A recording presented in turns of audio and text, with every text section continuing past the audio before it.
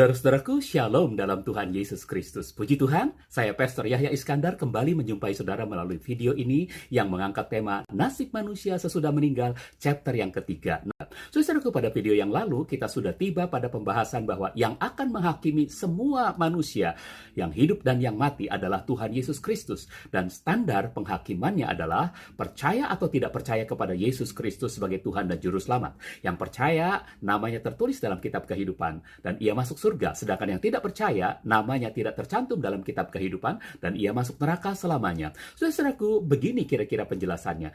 Kitab suci kita dengan rinci mengajarkan bahwa kita adalah makhluk yang bukan ada dengan sendirinya, melainkan ada karena Sang Maha Pencipta. Sekalipun kita dilahirkan melalui kedua orang tua kita, kita juga percaya bahwa semua makhluk termasuk bumi, langit, dan seluruh alam semesta ini dijadikan juga oleh Dia. Nah, lihat gambar ini, saudaraku, ini adalah lukisan Tuhan Yesus menciptakan alam semesta. Bukan itu saja, kitab suci juga memberi kesaksian bahwa ketika diciptakan, baik manusia maupun alam semesta, semuanya ada dalam keadaan baik. Perhatikan gambar ini. Kita lihat betapa indah dan serasinya semua ciptaan Tuhan ketika baru saja diciptakan. Adapun mengenai manusia, yakni Adam dan Hawa, ternyata dari semua ciptaan Tuhan itu hanya manusia sajalah yang diciptakan menurut citra dan rupa Tuhan. Lihat gambar ini, inilah lukisan ketika Tuhan membentuk manusia dari debu tanah. Lalu mengembuskan nafasnya kepadanya, dan inilah yang disebut diciptakan menurut citra dan rupa Tuhan. Berbeda dengan ciptaan-ciptaan lainnya yang hanya difirmankan jadi, maka jadilah. Manusia berbeda, saudaraku. Nah, karena itu manusia diberi mandat dan otoritas untuk mengelola semua ciptaannya yang lain yang telah diciptakan Tuhan itu. Namun, sayang, karena kejatuhan manusia dalam dosa, lihat gambar ini, inilah lukisan bagaimana manusia terperdaya iblis dan mengalami kejatuhan dalam dosa. Di sini kita melihat Hawa tengah memberikan buah terlarang untuk dimakan oleh Adam. Maka sejak itu manusia menjadi terkutuk. Lihat gambar ini, saudara-saudaraku, ini adalah lukisan Adam dan Hawa terusir dari Taman Eden dan hidupnya terkutuk. Juga bumi ikut terkutuk. Maka sesudah kejatuhan dalam dosa itu, segala yang buruk dan jahat terjadi pada manusia. Dan bumi ini, perhatikan gambar ini. Ini adalah gambaran yang membedakan antara bumi sebelum terkutuk dan bumi yang terkutuk. Termasuk juga kepastian datangnya kematian pada setiap orang. Nah, jika manusia yang diciptakan seturut citra dan rupa Tuhan saja bisa mengalami kerusakan dan mati, maka tidak mustahil alam dan jagat raya ini pun suatu saat bisa lenyap, binasa. Kitab suci menuliskan bahwa hal itu terjadi berbarengan dengan pelaksanaan pengadilan tahta putih. Wahyu 20 ayat 11, lalu aku melihat tahta putih yang besar dan dia yang duduk di atasnya. Lalu bumi dan langit pun lenyap dari hadapannya dan tempatnya pun tidak didapati lagi. Saudara, bersamaan dengan itu pula Tuhan menciptakan langit dan bumi baru. Wahyu 21 ayat 1, lalu aku melihat aku melihat langit dan bumi yang baru, sebab langit dan bumi yang pertama telah berlalu dan laut pun tidak ada lagi.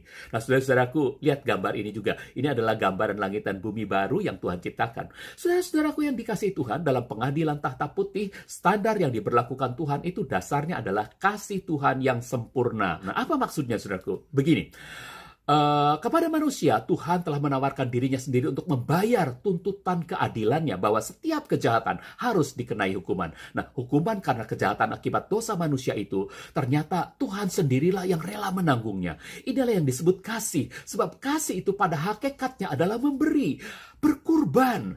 Dan hal itu benar-benar dibuktikan Tuhan ketika dia rela menjelma menjadi manusia dan mati di atas kayu salib. Saudara, lihat gambar ini. Ini adalah lukisan kerelaan Tuhan yang Maha Kuasa menjadi tidak berdaya ketika dia disalibkan demi menyelamatkan kita manusia. Nah, selanjutnya, saudara-saudaraku, kitab suci memberi kesaksian bahwa roh Yesus yang telah wafat itu turun ke alam maut untuk menggantikan tempat kita, manusia yang seharusnya berada di sana selama-lamanya. Lihat gambar ini, saudara-saudaraku, ini adalah lukisan Yesus turun ke alam maut atau ke neraka. Namun, karena dia Tuhan yang Maha Kuasa, dia berhasil mengalahkan kuasa alam maut, berhasil mengalahkan kuasa neraka. Dia bangkit dari kematiannya. Lihat gambar ini, saudaraku. Inilah lukisan Yesus yang bangkit dari kematian setelah mengalahkan kuasa neraka. Nah, saudaraku, semuanya itu sudah Tuhan lakukan karena kasih-Nya. Dan hal itu benar-benar menyejarah dalam hidup kita manusia. Bukti terkuatnya adalah adanya tahun Masehi atau kalender Masehi. Lihat gambar ini, saudaraku. Adanya Messiah Calendar ini membuktikan bahwa Mesias kita atau Yesus Kristus pernah hidup di bumi ini. Itulah bukti kasih Tuhan kepada manusia yang sangat dikasihinya. Inilah yang disebut anugerah, saudara-saudara. Sesuatu yang sebenarnya tidak layak diterima oleh manusia, namun justru manusia menerimanya juga. Dan sekarang anugerah itu pun masih ditawarkan kepada semua orang, siapa saja, bahkan sampai berakhirnya dunia ini nanti. Sehingga nanti pada saat berlangsungnya pengadilan tahta putih, sebagaimana yang tertulis dalam Wahyu 20 ayat 11, 12, dan 15, barulah Tuhan Yesus memutuskan surga atau neraka bagi setiap orang. Mari kita baca ayat-ayat ini, saudaraku. Wahyu 20 ayat 11a. Lalu aku melihat tahta putih yang besar dan dia yang duduk di atasnya. Wahyu 20 ayat 12a. Aku melihat orang-orang yang telah mati, kecil dan besar, berdiri di hadapan Tuhan.